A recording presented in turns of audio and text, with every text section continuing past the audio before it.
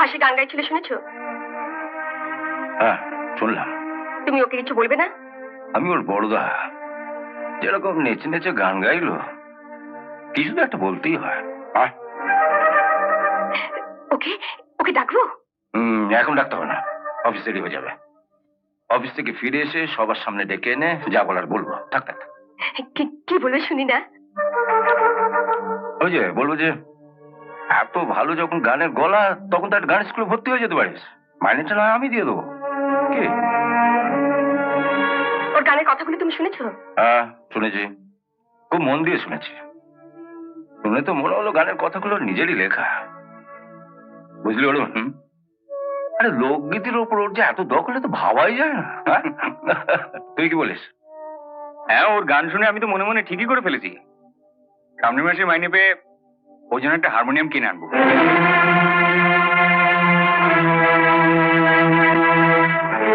হ্যাঁ দেখিস হারমোনিয়ামটার জন্য স্কেল চেঞ্জিং হয়, মানে মুড চেঞ্জ করার সঙ্গে সঙ্গে যেন স্কেলটা চেঞ্জ করা যায়, বুঝেছিস? আর দরকার পড়লে আমিও কিছু টাকা দেবো। দাদা তোমরা কিন্তু মেজবাকে একটু বেশি লাই দিয়ে ফেলছো। আশ্চর্য, আরে কথা তো হচ্ছে হাসিকে নিয়ে, এর মধ্যে মেজবউ করতে গেল। আমাকে তোমরা তো বোকা ভেবো না, খুব চালাকও ভাবতে পারছি না। মেজবউকে ল্যাং মারতে এসে তো নিজেই পা পিছলে ডিগবাজি খেলে।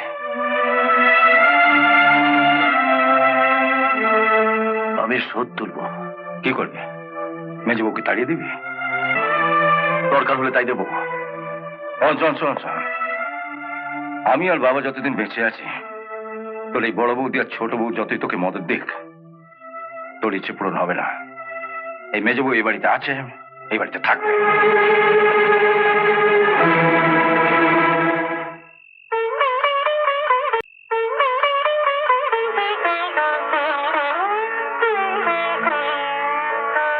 বাবা, আপনাকে একটা কথা বলবো?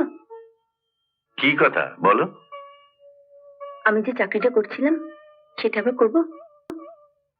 চাকরি করবে? কেন? তোমার আবার চাকরি করার কি দরকার? না মানে আমার মাইনের টাকাটাতে তো আমাদের সংসার চলতো। দাদা তো কোনো চাকরি করে না। তুমি ভেবে দেখো বৌমা,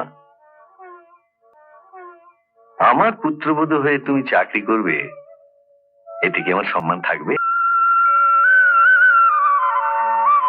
তুমি কত টাকা মাইনে পেতে?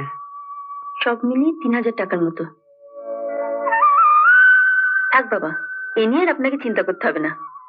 তুমি একটা কাজ করো বৌমা, প্রত্যেক মাসের 1 তারিখে আমি তোমাকে 3000 টাকা দেব। তুমি সে টাকাটা তোমার বাবাকে দিয়ে আসবে। এই টাকার কথা তুমি আর আমি ছাড়া আর কেউ জানবে না। কি খুশি তো? কি হলো? আমাকে ক্ষমা করবেন বাবা, ও টাকা আমি নিতে পারবো না। কেন?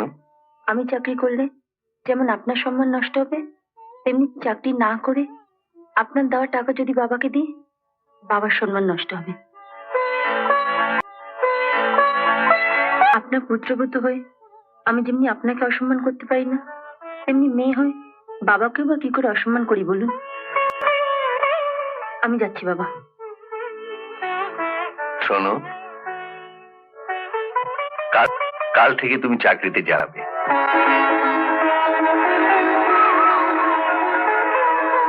আমার আশীর্বাদ ফলবে কিনা জানি না, তবু আশীর্বাদ করছি তুমি সুখী হও মা।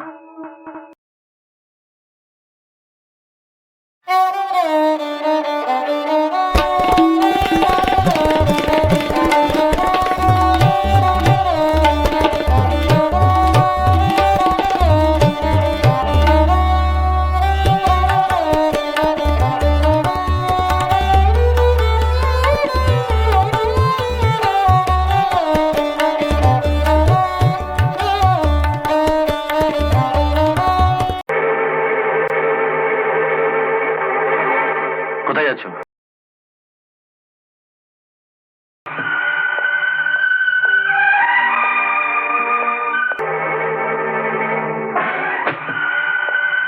আমি জানতে চাইছি তুমি কোথায় যাচ্ছ?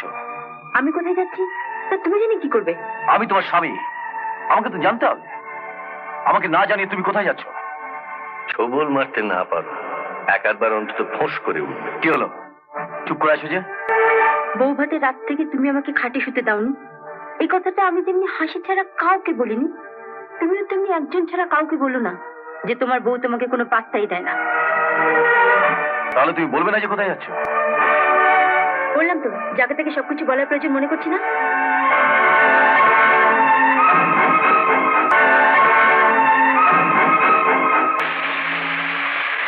আমাদের বাড়িতে থাকবে, খাবে, আর দেবার বেলায় মাইনের পুরো টাকাটা বাবাকে দিয়ে আসবে, সেটা কেমন কথা?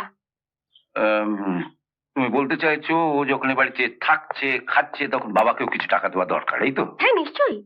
যে থাকা খাওয়ার জন্য ওর কাছ থেকে কত টাকা চাওয়া যায় বলো তো? কমপক্ষে 1000। 1000?